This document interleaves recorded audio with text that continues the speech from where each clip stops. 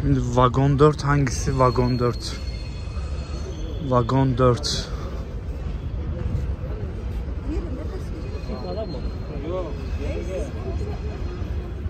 Dört hangisi? 4. O tarafta. Yataklı herhalde ya. Aha. Çok mutlu oldum şu an yataklı olmasına. İnanılmaz mutlu oldum. Andijon'dan geliyor. Hiva'ya doğru gidiyor bu da. Bu 5. En sondakiymiş 4. Şu bir tık daha parası yüksekti bunun, tamam mı? Dedim inşallah yataklıdır. Uğur al. Yüksektir ama 7 saat 8 saat gecenin köründe oturarak gitmezsin en azından. Yatakla yatarak gidersin dedim. Allah yüzümüze güldü. Bak görüyor musun? 38. Hadi bakalım 5 6 7 8. Anda 12. Selamünaleyküm. 12. Bura. Yakşı. Güzel. İyi ya. Çantayı da buraya atarız. Fena değil arkadaşlar. Sabah oluyor sabah. Saat 4:37, bir yarım saatlik yolum kaldı Hiva'ya. Ürgenç diye bir şehirden yeni çıktık şimdi. Şu üst tarafta yattım ben. Burada bir aileyle beraberdik. 2 çocuğu, bir anne baba. 3 saat falan uyumuşum ama belim tutulmuş. Belim bayağı ağrıyor. Bakalım gideceğiz şimdi. Temiz çarşaf falan da verdiler. Yastık, havlu, yüz havlusu falan verdiler. Temizdi gayet ya ama güzeldi yani. De belini tutuluyor işte.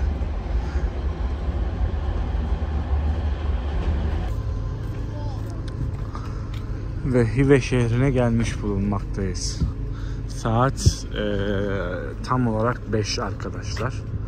Benim kalacak yerim falan yok şu an. Hiçbir şeyim ayarlı değil. Sabahın köründe geleceğim için ne yapacağımı kestirememiştim. Ben o rezervasyon yapsam da beni yüksekten uyuyakalacaklardı.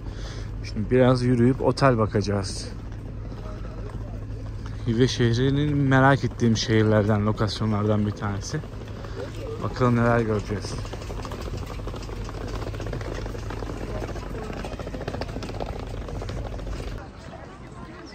Vallahi şu arkadaki abilerim de taksici abilerim. Şeklim şemalimde kaymış. Sabah 5 dinlememişler. Belki buluruz müşteri. Rahmat abim. Belki müşteri buluruz diye gelmişler. Şurada oteller var ama acaba burası zaten tam şehir merkezine çok yakın. 15 dakika yürüme mesafesi. Hiç yürümeden şu karşıya bir sorayım. Saat sabah 5 olduğu için hem bugünün parasını alacak benden, yani bir gün öncenin, hem de bugünün alacak. Yani 7 saat için bir günün para ödeyeceğim. Şurada da muazzam bir gün batımı var. Yüksek ihtimal 30-35 dolar falandır geceliği diye tahmin ediyorum. Bir sormakta fayda var. Günaydın, günaydın. Artık pantolonu bir havalandırmanın vakti geldi. Hiç yıkayamadım. Şortu giydim. Şöyle kocaman anahtarları hiç sevmiyorum biliyor musunuz? Ben şimdi bunu nereye koyayım, nereye sokayım? Ama şöyle bir güzelliği oldu buradaki abinin bana. Odayı size ben göstereyim hemen. Burası benim odam arkadaşlar. Şöyle 2 yatak var. Kliması da var. Zaten klimasız Hive'de durmanız imkansız. Şöyle bir banyosu var. Ben abiye dedim ki abi dedim ben geldim işte. Saat biliyorsunuz zaten. Sabahın köründe geldim ben buraya. Dedim ya 5'te girdiğinde 2 gece parası alıyor. Doğal olarak adamın da hakkı yani. Checkout 12. 7 saatlik parayı bir gün olarak sayıyor. Bir de ertesi günün parası alıyor. Benden hiç 5'te girmeme rağmen sadece bir günün para aldı. Fiyatı da buranın tam tren istasyonu. Tren istasyonundan çıkın 20 metre yürüyün burası zaten. Fiyatı ne kadar? 22 Amerikan doları falan arkadaşlar. Bilginiz olsun. Gelirseniz bu abi ziyaret edebilirsiniz. Otelin adı Hotel Umar. Dışarıdan göstereceğim gene. Şimdi ben sizi öğlen sıcağı olmasına rağmen Hive şehrinin sokaklarına çıkaracağım. Güzel bir samsa bulursak samsa yeriz. Hive şehrini çok önemli. Bildiğiniz kalenin içinde bulunan kerpiçten yapıların bulunduğu böyle kırmızının, kiremit renginin, mavinin inanılmaz güzel bir şehir Hive şehri. Şimdi Hive şehrini beraber gezeceğiz. Ama şu kocaman anahtarımı önce çantama koymam lazım. Burası manzarası zaten. Ben üst kattayım hemen. Şurası tren istasyonu arkadaşlar. Yürüme şimdi şehrin göbeğine turistik yerlere 15 dakika yürüyeceğim. Odalarda böyle çatıda var, bir de alt katta var. Hotel Umar, unutmayın. Dayı benden bir gün parası almadı ya, Hiva'ya gelenler burada kalsın. Hatta benim videomu da göstersin.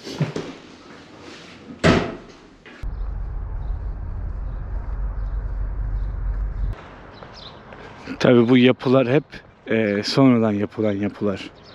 Benim otel dahil. Bayağı turistik bir yer olmaya başladıkça herhalde bunları da yapmaya başladılar. Otelleri, çarşıları. Şimdi bu bölge tam merkeze 15 dakika uzak. Benim tren istasyonunun olduğu bölge, otelin falan. Şu ileride zaten az çok nasıl bir yer göreceğimizi şu otellerden de tahmin edebiliyorsunuzdur arkadaşlar. Bildiğiniz tuğla renginde, bu renklerde bir şehire gidiyoruz ama çok eski dönemde yaşayan insanların bulunduğu bir kale var. İçeri kale. Suru düşünün. Bir sur düşünün, tamam mı? Upuzun bir sur. O surun içinde bir şehir var arkadaşlar. O şehri görmeye gidiyoruz şimdi. Diyorum bir yerden ses geliyor. Birileri bağırıyor. Meğer şurada fuar varmış ya. İstirahat Bogi. Baksanıza. Bildiğiniz gondol, her şey var gençler için. Buraya dönüşte uğrarız. Şimdi şeye doğru gideyim ben. İçeri şehre doğru, eski Hiva bölgesine doğru gideyim ben. Şimdi göreceğiniz şehir arkadaşlar, Buhara'nın nüfusu 90-100 bin arası bir nüfusu var. Yani tarihin, kültürel geçmişinin tüm izlerini taşıyan en önemli şehirlerinden bir tanesini göreceğiz, gezeceğiz bu videoda. Bir rehber ayarlamıştım, yalan konuşmayacağım size. Anlaşmıştık fiyatta da ama mesajlarımı görmüyor ya da bir işi olduğu, bir şeyler çıktı. Böyle tam olarak detaylı aktartacaktım bir rehbere. Görüştük, ücrette her şeyde anlaştık ama yazmıyor şu an bana. Bir arkadaşla daha konuşmuştum. Onun Instagram'ını tekrar bulamadım. Herhalde ona da Yıldız mıydı neydi? Tekrar Instagram'ını bulamadığım için ona da yazamadım tekrar. Ben biraz hızlı araştırdım. Kısmi olarak da bilgiler vereceğim size. Biraz aktarmaya, kendi şeyime çalışacağım. Son anda bakmaya çalıştığım için böyle oldu. Rehbere güvenmiştim. Ama görsellik bile yetecek. Tabii siz benim gibi öğle sıcağında çıkmayın. Akşamına doğru çıkın. Ve içeri kaleye doğru geldim arkadaşlar. Bu kalenin 4 tane girişi var. Zaten karşıda gördüğünüz gibi surlarla çevrili, 2600 metreyle çevrili bir yer. UNESCO'nun Dünya Koruma Mirası listesinde, yani şehir koruma altında. Ama çok fazla otel yapmaya başlamışlar. Kaleye gelen yola doğru inanılmaz oteller yapmaya başlamışlar. Tabi bu da turistin ne kadar fazla geldiğini gösteriyor. Şimdi Özbekistan'a gelen genelde şu üçlemeyi yapıyor. Taşkent'ten trenle Semerkant 2 saat arası, 3 saat işte. Semerkant'tan da Buhara 2,5 saat. Sonra Taşkent'e dönüp ülkeye dönüyor. Buhara Hive arasına geçildiği an bir anda saat 8 farka çıkıyor. Yani 8 saat yolculuk yapmak gerekiyor. Hive'yi es geçebiliyorlar insanlar vakitlerinden dolayı ama vakti olanlar buraya da geliyor. Annem arıyor. Birazdan devam edelim. Çocuklar da gezmeye gelmiş. Öğretmenlerimi getirdi. Dershanemi. Gerçi okul yok bu dönemde de. Gezmeye gelmiş çocuklar. Buradaki arkadaşlar bir dönemler... Selamünaleyküm. Nasılsın? Yakışısın? Yakşı. Haranşahlar Devleti'nin başkentiydi Hive şehri. Burada Harezm Neccesi konuşuluyor. Harezm diye söylüyorlar. Harezm bölgesi burası. Burası işte Ürgenç, Hive, birkaç yer daha var. Bizim Türkçemize Özbekistan'da en yakın lehçe. Buradaki lehçe. Tabii bunu ben notlarımda araştırdım. Birazdan konuştukça anlayacağım. Gerçi oteldeki kızla bayağı çok rahat bir şekilde anlaştık. Hive'de çok rahat konuşabilirsiniz demişti ama Semerkant'taki Abdullah hocam da bana. Burada da görsel ürünler. Gene el yapımı bir sürü ürün. Tablolar, çizimler, ahşap oymacılığı. Her şey burada da var.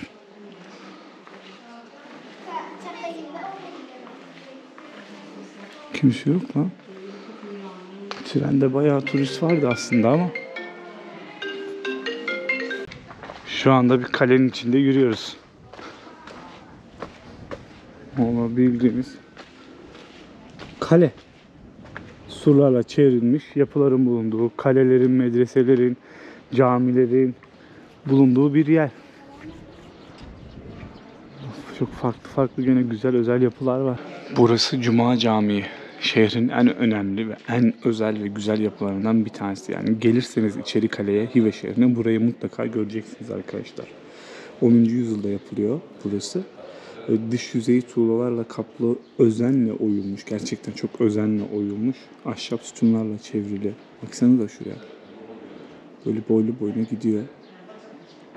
Şort var altında, içeri giremiyorum. Zaten giriş de buradan değilmiş. Diğer kısımdanmış. Ona bakacağım bir şekilde gene ama gene buradan size bir göstermek istedim caminin içini.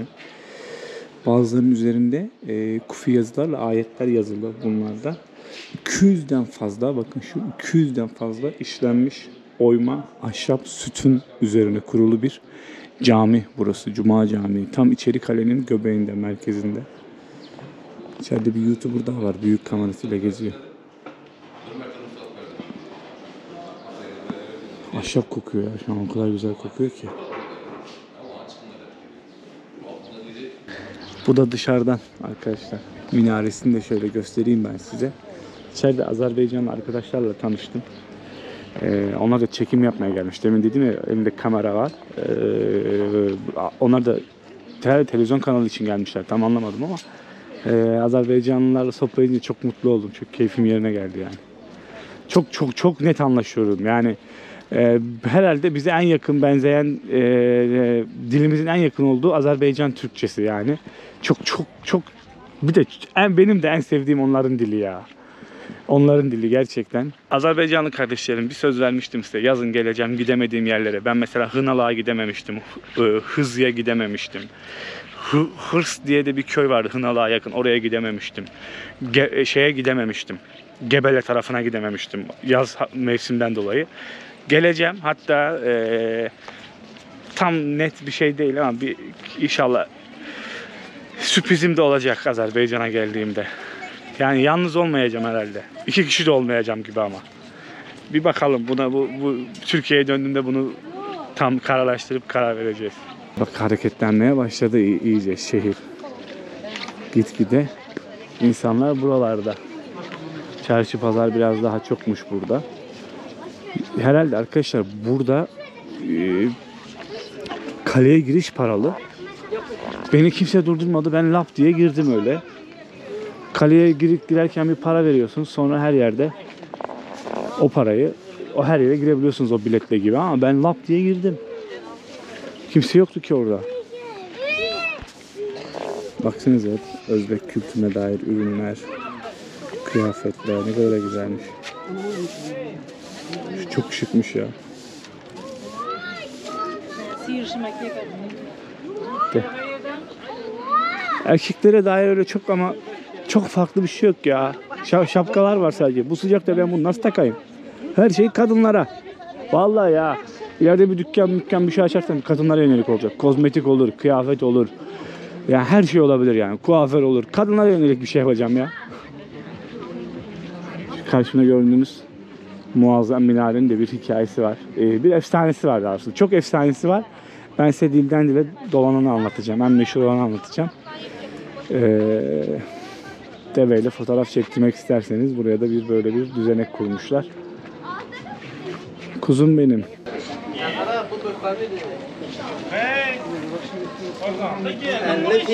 Camide çalışan abilere bu arada sordum demin. Dedim burada ibadet ediliyor mu?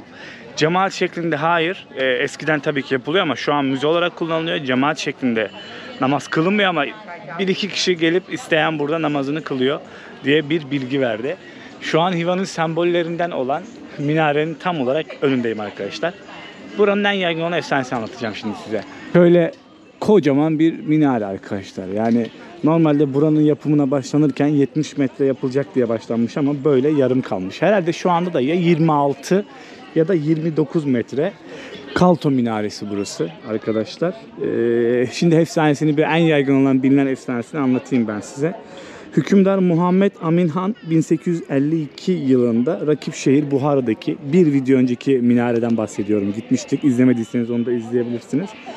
47 metre yüksekliğindeki o minareden daha yüksek bir minare yapmak istiyor. Görevlendirdiği mimar da yukarıya doğru daralacak, yükselecek olan işte 70 metrelik minareyi planlayıp işe başlıyor. Fakat Buhara emiri el altından o mimara haber yolluyor. Buhara'ya davet ediyor. Diyor ki daha yüksek bir minare yapabilirsin buraya diyor. Tabi bunu Amin Han da bundan haberi oluyor, duyuyor. Duyunca diyor ki vurun kellesini. Ulan sesim artık kurumaya başladı. Vurun kellesini diyor. Ya da öldürüyorlar işte, ya da bir efsanede minareden aşağı doğru atıyor. Atınca minare böyle yarım kalıyor. Gene böyle turkuaz renginde. Birçok yapı zaten Özbekistan'da Semerkant'tan sonra birbirine böyle benzemeye başlıyor. Ama Hive Buhara'dan daha güzelmiş benim gözlemlerim. Semerkant sanırım ikisi, Hive ve Buhara'dan da daha güzel. Benim tabii bu kendi tercihim. Burada da 2 tane heykel var. Tabii bunların bir anlamı vardır ama bir bilgim yok. Bilen Özbekistanlı vatandaş abilerimiz, ablalarımız da bilen birisi varsa yorumlara bu heykellerin hikayesini yazabilir. Elinde tas, minareye bakıyor. Herhalde şaşırmış gibiler. Otururken düştüğünü mü görüyorlar mimarın? Her şey olabilir. Şurada da semaverleri. Güzel bir samsa yemek, pilav yemek falan istiyorum. Karnım çok acıktı ama restoran da nerede var? Aa, şurada var herhalde. Bayağı acıktım ya. Arkadaşlar tarihe doymak isteyen arkadaşlar varsa Özbekistan'a gelip gezebilirler. Gerçekten çok güzel, özel, farklı bir yer. Abla selamünaleyküm. Samsa nerede yerim? Yakşı samsa. Samsa. He. Samsa İçkeri'de yok. Yok mu? Pilav var mı? Aş. Aş var. Nerede? Ne? Mırzabaşı. Yakşı mıdır? Zor. Biz Remşör'deyiz. Hep hamınız orada. Yakşı, tamam. Rahmat. Mırzabaşı. Tamam. Şu da Şu tapas, bu depeye Tap- çıkarsınız depeye He. çıkanın. Depeye çıkıp şuradan varın şurada. tamam. Rahmat. Rahmat. Sağ ol. Mırzabaşı. Tamam, Mırzabaşı. Burada samsa çok bulamazsın dedi. Biz hepimiz orada yiyoruz. Git oraya dedi. Tepeye çıkasın dedi. Sola dönesin dedi. Mirzabaşı. Pilav yiyelim bari. Her şehrin Özbekistan pilavı kendine ait gibi böyle farklı farklı bir şey daha fazla koymuş. Bir şey daha farklı. Ama genel olarak aynı aslında. Çok da ben anlamıyorum ya da çok ekstra bir şey yok. Farkı yok gibi. Restoranların sütunları bile özenle yapılmış.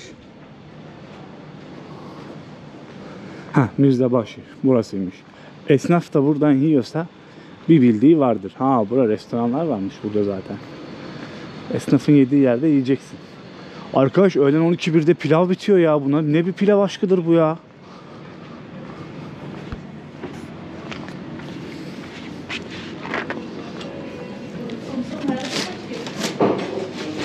Selamünaleyküm. Şimdi menü geliyor, fiyata bakalım.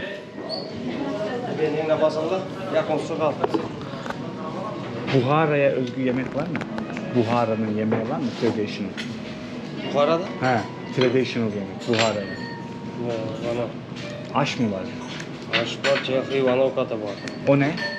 Şuitaşı, lapşa. Ha, onu geç. Yeşillik, et, patates var. Ve kumdarek. Pilav nerede? Aş. Tamam. Ben aş alayım. Tamam. Bir tane de kartuşkalı samsa alayım. Kartoşka yok. Yok mu? Yetti. Ha? Kartoşka gümme var. Çekil. Bunma ne? Özbek yemeği mi o? Özbek. Çok bu ya, yok. Bir Tamam, tane bir tane ben- pilav alayım. Bir de içecek alayım. İçecek mi? Salat. Salat. Ne alayım içecekte? Kola. Kola alayım.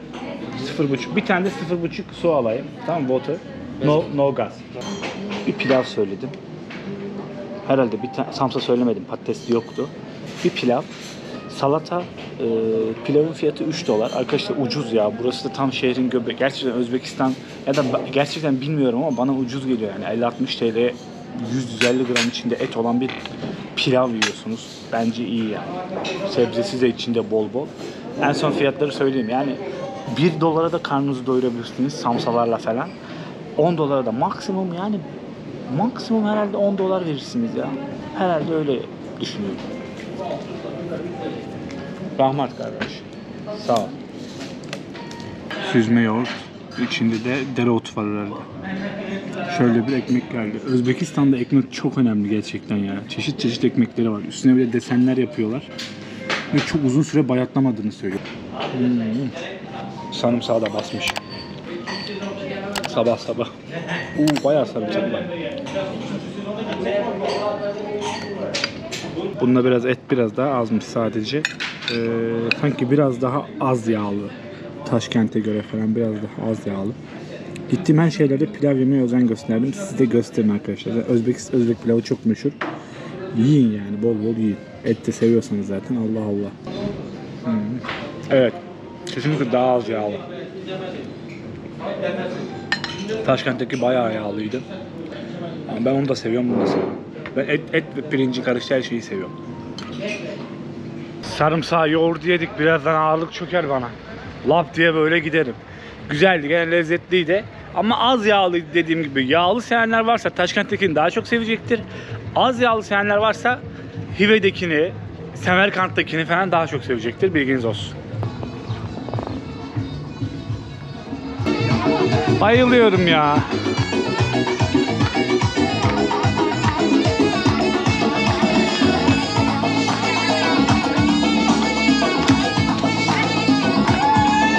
Çok tatlılar ya.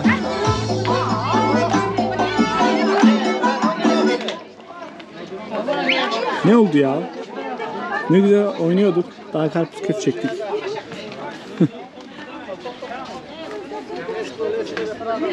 Çok tatlılar ya. Her koşulda, her şekilde eğleniyorlar yani. Muazzam dans ediyorlar. Ben bir de şeyin dansını çok sevmiştim. Bir de ona biraz benziyor zaten. Lezginka'yı çok sevmiştim. Avarlarda da görmüştüm. Bir de Gürcistan'da da, Kafkasya'da. Oh! Yerim sizi ya. Oh! Ben şenlendim ya.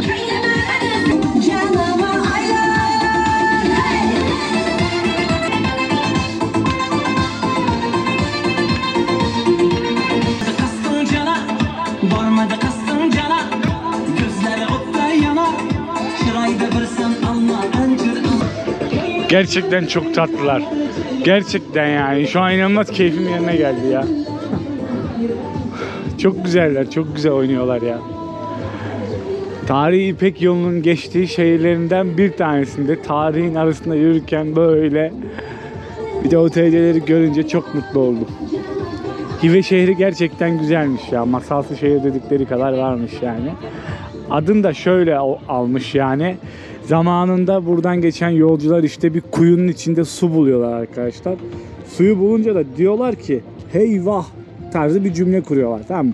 Tabi bu efsane, çok değişiyor ya. 4 tane sayfada farklı. Biri diyor ki heyvah demiş, biri diyor ki keyvah tarzı bir şey. Hemen benziyor birbirlerine. Zamanla günümüze kadar böyle Hive olarak gelmiş adı. Hive olarak değişmiş. Teyzem burada patik görüyor bak. Elleriyle.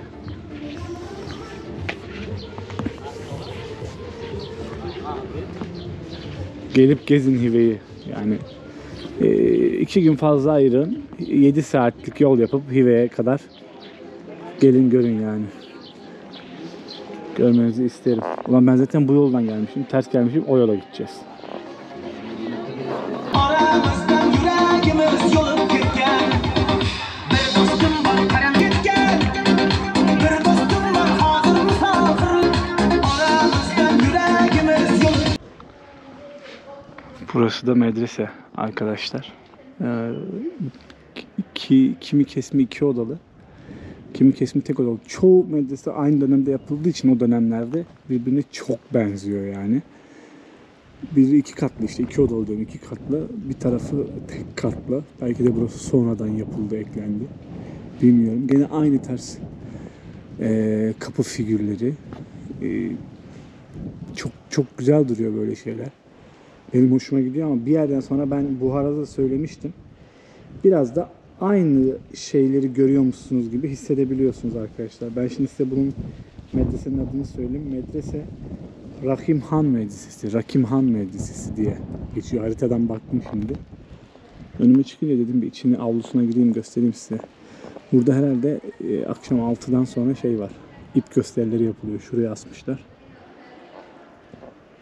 Gelip göstereyim dedim en azından avlu tarafından. Kapı işi, oymacılık çok güzel. Ahşap oymacılığı inanılmaz. Yani böyle güzel bir oyma olabilir mi ya? Abi yeni şey yapmışlar gibi. Yapış yapış hafif. Verniklemişler mi oluyordu? Ne oluyordu? Biraz parlatmışlar baksanıza. Burada ürünler de satılıyor. Alın. İçeri kalenin ya bu bölgenin iç kalenin minyatür hali. Kim bilir ne kadar sürdü bunu yapması. Yok, kimse yok şu an. İyice öğlen çöktü ya. İyice öğlen çökünce insanlar şeye gitti. Daha otellere doğru gitmeye başladılar. İyice güneş tam tepeye çıktı. Herhalde akşama doğru çıkacaklar. Demin dans eden kısımda bile hiç kimse kalmamış.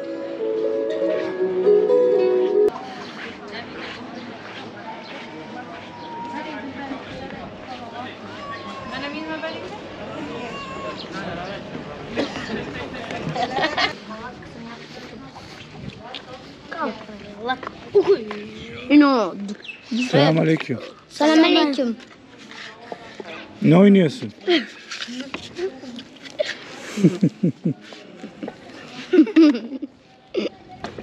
Adınız ne?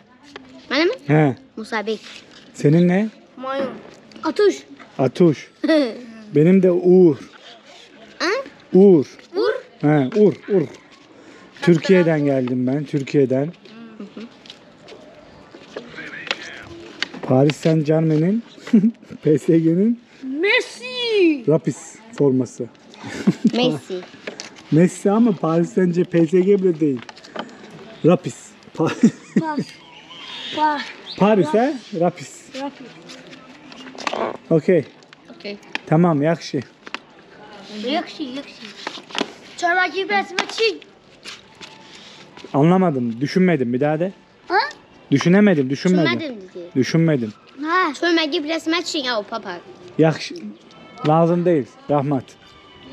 Kapak diyor, ister misin? Satıcılığını da konuşturdu. Sağ ol. Ben diyor, ben satıcıyım. Bak diyor, istersen. Denemek ister misin? Fırsatları değerlendireceksin şey. Satıcı olmak böyle bir şey. Bir yoklayacaksın en azından. Tam surlardan çıkınca da bir tane cami var. Ama cami var ya. Böyle cami herhalde burası ya. He. Yıkıldı, yıkılacak yani. Gerçekten o kadar feci durumda ki şu an. Allah korusun da. Yani öne doğru gelmiş. Bayağı bir restore edilmesi gerekiyor buranın aslında. Şu an kamera açısından anlayabiliyor musunuz bilmiyorum ama bayağı öne doğru gelmiş yani, kapısı mapısı. Hatta halatlar koymuşlar yukarıya. Gerçi o da kamera için, bir şey için. Işık için. Bu arada kaleye giriş ücretli. Bilginiz olsun. Kapılarda gişeler var. O gişelerden bilet alıp öyle içeriye geçiyorsunuz. Ben yani hiç fark etmeden arkadan bir yerden girmişim. Gerçekten hiç fark etmedim. Gezdim ama tabii bazı şeylerin içine de giremiyorsun bu sefer bilet olmayınca. Zaten akşam bir daha gideceğim. Akşam giderken bu ana kapıdan gidip biletini alıp gireceğim. Zaten alacağınız bilet tüm gün boyunca herhalde geçerli ve tüm içerideki yerler için de geçerli. Akşam gittiğimde de bilet alarak gireceğim zaten. Onu da söyleyeyim dedim. Ücretleri de herhalde 3-4 dolar bir şeydir. 4-5 dolar arası bir ücreti vardır. Komple içerinin. Şöyle göstereyim size. Benim şimdi ATM bulup para çekmem lazım. Umarım mümkündür bu. İncin top oynuyor. Baksanıza hiç kimse yok şu an. Hiç kimse yok yani. 900.000 son çektim. Bu sefer fazla çektim. Cebimde de biraz vardı. $1,5 falan bir komisyon aldı. Şimdi zaten bunu 250.000'le otele vereceğim. Gece verememiştim. İyi oldu. En azından bu Karakalpakistan bölgesine kadar bana bu yeter. Karakalpakistan bölgesine gideceğim çünkü Nukus buradan arabayla 4-4,5 saat falan uzaklıkta. Onu ilerleyen videolarda tabii göreceğiz de. Orada da videolar çekeceğim. Bir de bana çok gelen bir soru var. Onu cevaplamak istiyorum. Ne kadar harcarız oraya gelirsek? Arkadaşlar bu tamamıyla kişisel bir soru. Yani bu değişir ya. Sen benim kadar harcamazsın. Bir başkası benim kadar harcar. Bir başkası çok daha üstüne harcar. Bu senin durumuna göre, senin bütçene göre oluşan bir şey. Yani bunun cevabını veremem ben. Yani böyle bir cevap yok çünkü. Senin kişisel ihtiyaçlarına göre bu nerede kalacağına, ne yiyeceğine, içeceğine göre değişir bu. Ben o yüzden her şeyin fiyatını veriyorum. Mesela dedim işte $22-25 arası bir fiyata kalıyorum burada. Hosteller $10-12 arası. $35-40 da otel var. $150 da otel var. Bunların hepsine Booking'den bakabilirsiniz otellere. Yeme içme pahalı değil. Dediğim gibi $1 da doyabilirsiniz. $10-15 da doyabilirsiniz ama maksimum $15 tabii. O yüzden bu kişiden kişiye göre değişir. Bu sorunun bir cevabı yok. Bunu size bir söylemek istedim önce. Şimdi ben otelime doğru gidiyorum arkadaşlar. Çok sıcak olduğu için hiç kimse yok. Bu videoyu da burada kapatayım. İzlediğiniz için teşekkür ediyorum. Beğenip yorum atarsanız sevinirim. Bir sonraki video yine Hiva'dan olacak. Hiva'nın akşamlarını göstermeye çalışacağım. Eğer de rehbere ulaşabilirsem rehberle göstermeye çalışırım. Çünkü bir anda rehber beni yazmayınca kaldım öyle ortada. Ben de aktarabildiklerimi aktardım yani. Güzel şehir ama gelinir. Bir sonraki video yine Hiva'nın akşamları farklı akşam eminim çok farklı oluyordur burası. Akşam da göstereceğim size. Videoyu beğenip yorum atarsanız sevinirim, mutlu olurum. Siz de benim yaptığımı yapıp öğlen sıcağında gezmeyin buralar ama öğlen gezilecek bir durumda değil. Kesinlikle akşam 6'dan sonra falan çıkın. Neyse bir sonraki video Hiva'nın akşamlarını göreceğiz.